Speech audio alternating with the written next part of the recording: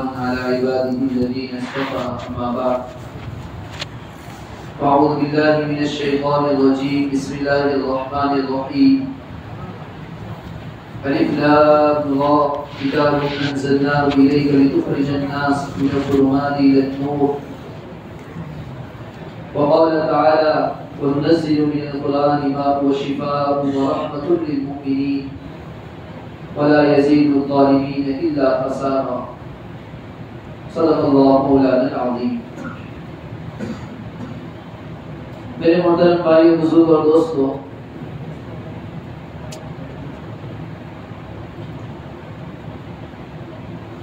गुज़िश्ता हफ्ते भी आपके सामने कुरान के मौजू पर कुछ बातें अर्ज की थी और पहली बात मैंने बताई थी कि कुरान करीम अल्लाह ताला की तरफ से उतारी गई किताब है, जहाँ कुरान और हदीस के मुताले से बात मालूम होती है कि अल्लाह जल्ल जलालुहु व अम्मा नवालुहु ने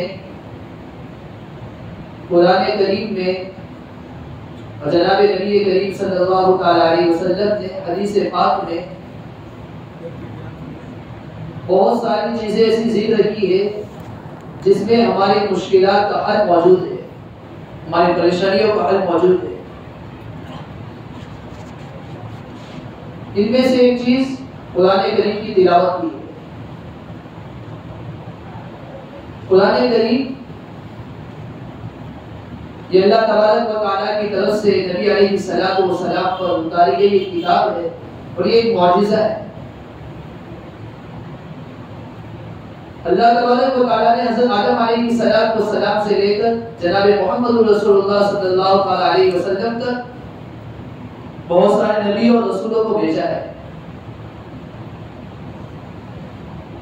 हर एक पर हमारा ईमान है। कुल्लु आमना बिल्लाहि व मलाइकतिही व कुतुबिही व रुसुलिही। जो नबी अल्लाह ताला ने भेजे, जो अंबिया भेजे, जो रसूल भेजे, और जो कुछ किताबें उतारी गई, सब पर हमारा ईमान है, सबको हम मानते हैं। इन नबियों पर अल्लाह ताला ने कुछ मौजिज़ात भी उतारे जो आम इंसान से जाहिर नहीं हो सकती, ताकि लोग नबी की रिसालत को माने, रसूल की रिसालत को माने।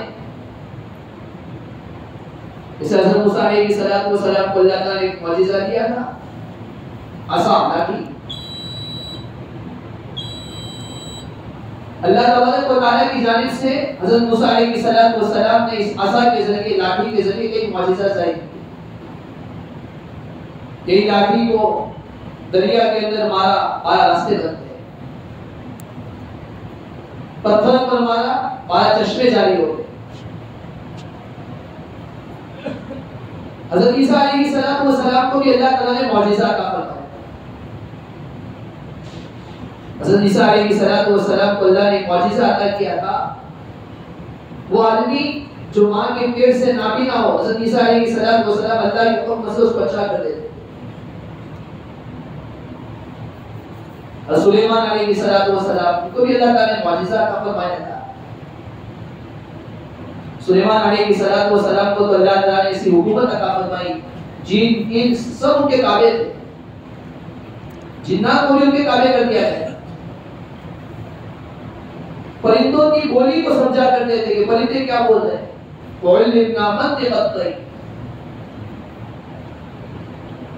हज़रत दाऊद अलैहिस्सलाम को भी अल्लाह ताला ने मौजिज़ा अता फरमाया। अल्लाह ताला के हुक्म से लोहे को नरम क्या कर देते, वलन्ना लहुल हदीद। नबियों पर अल्लाह ताला ने कई मौजिज़े उतारे। हज़रत नबी करीम सल्लल्लाहु अलैहि वसल्लम को भी अल्लाह ताला ने बहुत सारे मौजिज़ात अता फरमाए। इन मौजिज़ात में से एक मौजिज़ा कुरान करीम है।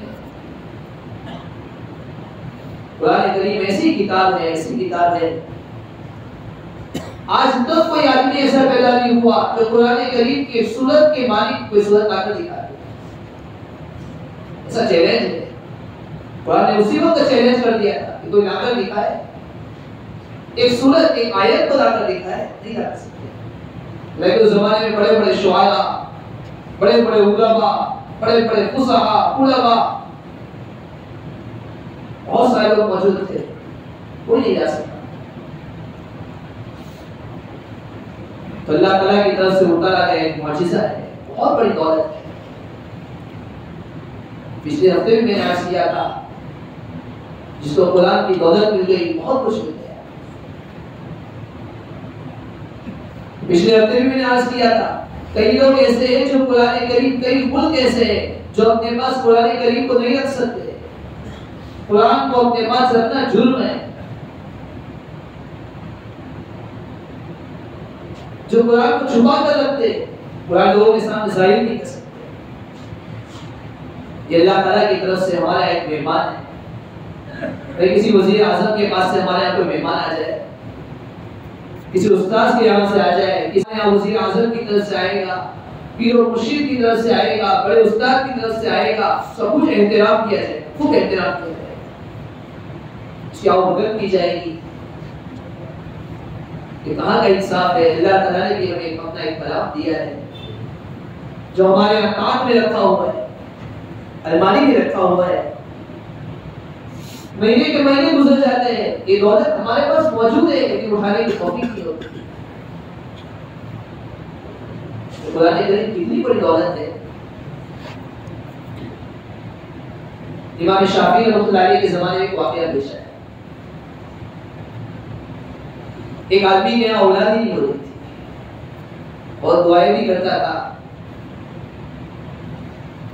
बहुत इलाज भी कराया। एक मर्तबा अल्लाह ताला से खूब दुआएं की, अल्लाह ताला ने बच्ची अता कर।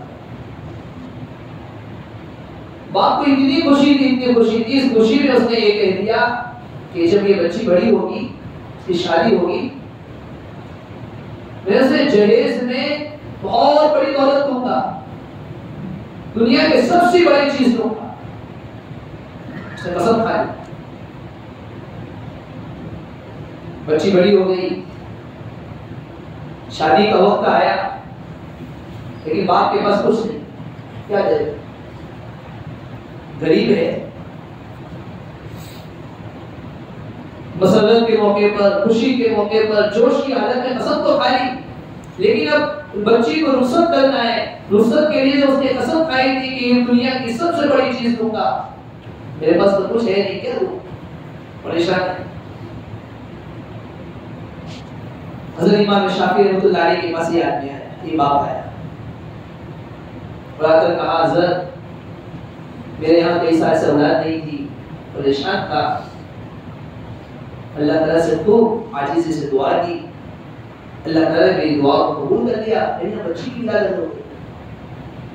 लेकिन मैंने कसम खाई थी कि जब मैं अपनी बच्ची को रुखसत करूंगा, उसे दुनिया की सबसे बड़ी दौलत दूंगा, मेरे पास माल नहीं है, कंगाल हो चुका हूँ, गरीब आदमी हूँ, अब क्या दूं, मेरी कसम कैसे पूरी होगी। इमाम शाफी रहमतुल्लाह अलैह ने फरमाया, डरने की जरूरत नहीं है, जिस वक्त तो अपनी बच्ची को रुखसत करे, उसे कुरान करीम की दौलत दे देना। वल्लाह, अल्लाह की कसम, इस पूरी ज़मीन पर कुरान करीम से बड़ी दौलत मौजूद नहीं है। सबसे बड़ी दौलत कुरान करीम, अल्लाह ताला की किताब है। जिसके पास कुरान है वो भी अल्लाह ताला की कीमती है। इस दुनिया के अंदर कुरान सबसे बड़ी किताब, सबसे बड़ा कलाम अल्लाह का कलाम है। जिसके सीने में कुरान है, जिसके पास कुरान मौजूद है, ये अल्लाह ताला की कीमती है।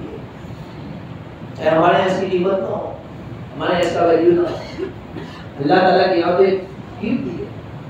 वो बाप भी बड़ा कीमती है जिसने अपने बच्चे के सीने में कुरान करीम को उतारा है। वो उस्ताद भी बड़ा कीमती है जिसने अपने शागिर्द के सीने में कुरान करीम को उतारा है। पिछले हफ्ते मैंने अर्ज किया था, कुरान करीम को पढ़ने के लिए माहौल कायम किया जाए। कोई उम्र नहीं, अच्छा भी पढ़ सकता है, जवान भी पढ़ सकता है, बूढ़ा भी पढ़ सकता है। और कुरान करीम में अल्लाह ताला ने बीमारियों की शिफा भी रखी है। वाकया याद आ गया।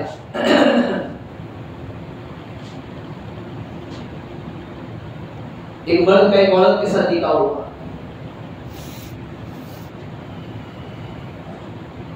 कुछ अरसे के बाद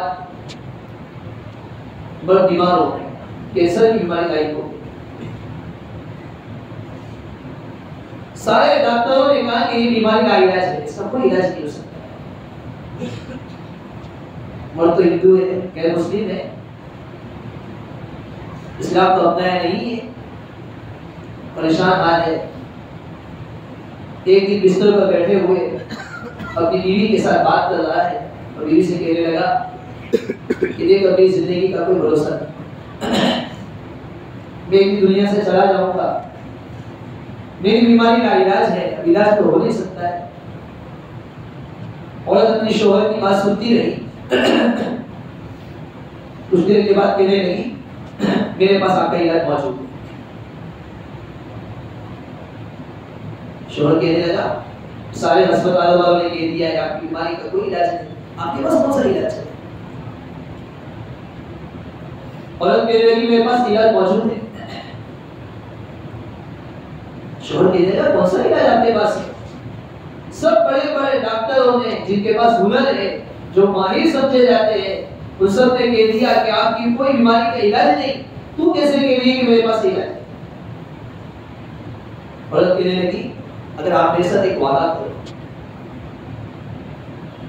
वादा ये है कि मैं जो कुछ कहूंगी आप करोगे, अगर आप मेरे साथ वादा करोगे तो मैं आपकी बीमारी का इलाज तलाश कर लूंगी और आपको अच्छा हो जाएगा। शोहर भी परेशान था, वो कहने लगा कोई हर्ज की बात नहीं, तो जो कहेगी मैं करने के लिए तैयार हूं। एक पता नहीं कुछ बढ़ती गई, उसमें दम करती गई। जब शोहर को प्यास की जरूरत होती, पानी की जरूरत होती, फौरन पानी पिला दिया करती। एक वक्त ऐसा ही गुजरा और शोहर को ऐसा महसूस होने लगा कि अच्छा होगा, ये बीमारी खत्म हो गई।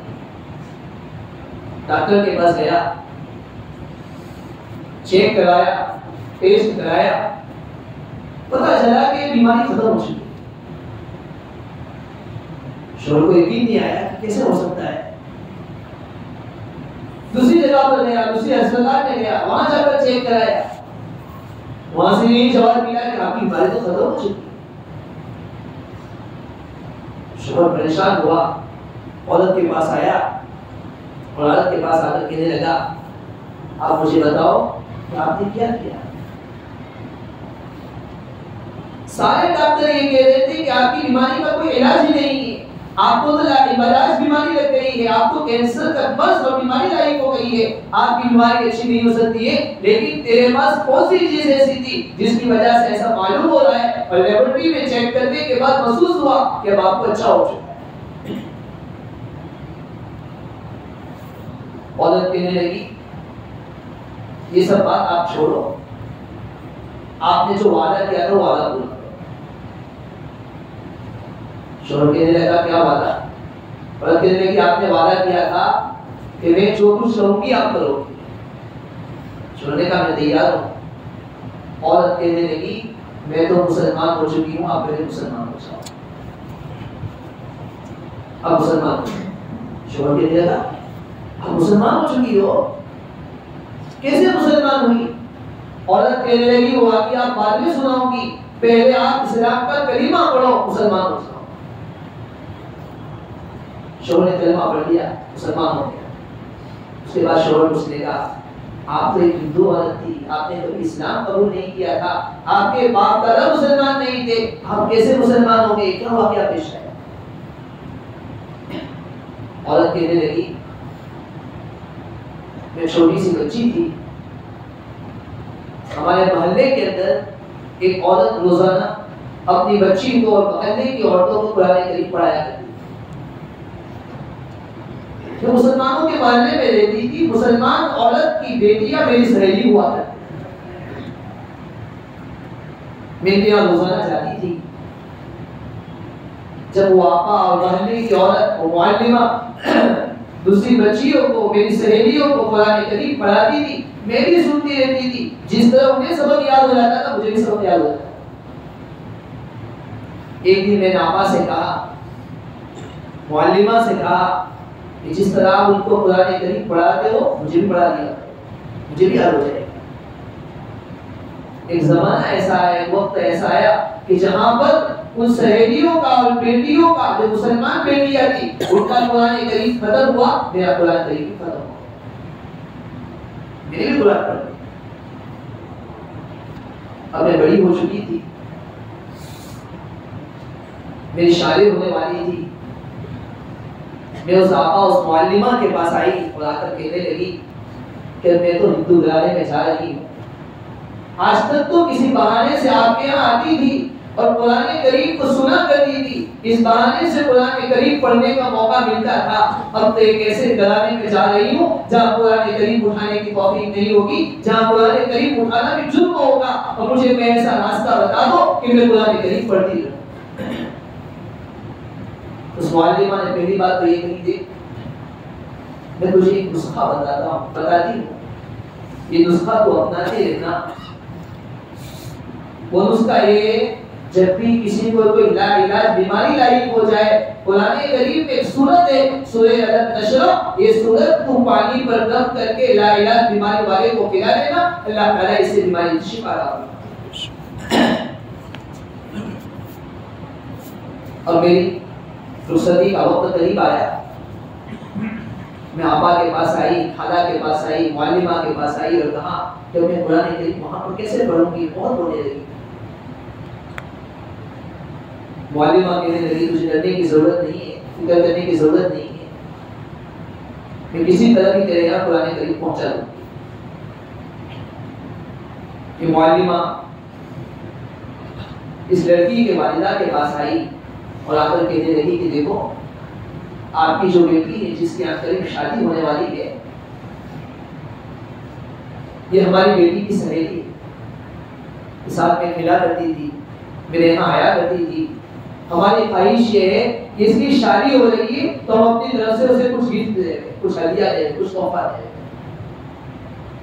और वो तोहफा कपड़ों की शक्ल में देना चाहते हैं। वालिदा ने कहा, कोई हर्ज की बात नहीं, आपकी बेटी हमारी बेटी की सहेली है, तो आप कपड़े वगैरह जो जहेज में देना चाहे, जो हदिये के तौर पर देना चाहे, दे सकते हैं। ये मुअल्लिमा ने, आपा ने 8 से 9 जोड़ी कपड़े तैयार किए, उसका बिल्कुल अच्छी तरह एक बनाया और दरमियान में कुरान करीम रख दिया, और जाकर बेटी की वालिदा के सामने पेश किया और ये कहा कि ये ऐसा गिफ्ट है, हमारी ख्वाहिश है, इसमें कीमती से कीमती कपड़े रखे हुए हैं, हमारी ख्वाहिश है। वालिदा इसके लिए भी तैयार हो गई। फिर ये औरत अपने शौहर को सुनाने लगी कि मैं जब आपके यहाँ शादी करके आई, सबसे पहले चुपके से मैंने एक गिफ्ट खोला, ये कपड़े खोले, इसके अंदर कुरान करीम रखा हुआ था, मैंने कुरान करीम को किसी जगह पर छुपा दिया। जब आप दफ्तर चले जाते, आप नौकरी या काम के लिए चले जाते, मैं रोजाना चुपके से कुरान करीम की तिलावत करती थी, और जब आपके आने का वक्त होता था मैं कुरान करीम को छुपा दिया। और इसी आपा ने मुझे ये बताया था कि इस कुरान करीम में एक सूरत है, सूरह अलम नशरा, इस सूरह अलम नशरा किसी मरीज को दम करके पिला दिया जाएगा, इंशाअल्लाह इसकी वजह से शिफा हो जाएगी। मैंने आज ये नुस्खा अपना लिया। आपको डॉक्टरों ने ये कह दिया था कि ये कैंसर की बीमारी है, लाइलाज बीमारी है, इसका कोई इलाज नहीं है। मैं सूरह अलम नशरा चूंकि मुझे याद थी, मैं पढ़ती रही और गिलास के अंदर पानी में दम करती रही। इसी कुरान की बरकत से अल्लाह ताला ने आपको शिफा दी। अब हमने तो इस्लाम कबूल कर लिया है, आपने भी इस्लाम कबूल कर लिया है।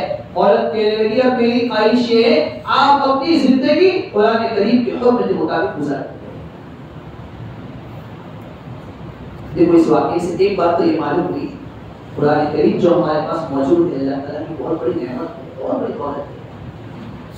वक्त इस कुरान करीम को उठाए, कुरान करीम की तिलावत करें, अपने घर में माहौल बनाए, रोजाना एक वक्त तय करे कि मुझे कुछ भी हो जाए, जैसे आदमी ये तय करता है कुछ भी हो जाए मुझे 8 बजे से उठकर 1 बजे तक 2 बजे तक अपने दफ्तर में जाना है, ये काम करना है, ये काम करना है। आदमी इस काम को कभी तर्क नहीं करता है, कभी नहीं छोड़ता है। आदमी पुख्ता इरादा कर ले कुछ भी हो जाए, मेरी सुबह होगी सबसे पहले कुरान करीम की तिलावत से होगी, मेरी शाम होगी मैं अपने बिस्तर पर लेटा होऊंगा, सब कुछ छोड़ सकता हूं, कुरान करीम की तिलावत को मैं नहीं छोड़ सकता।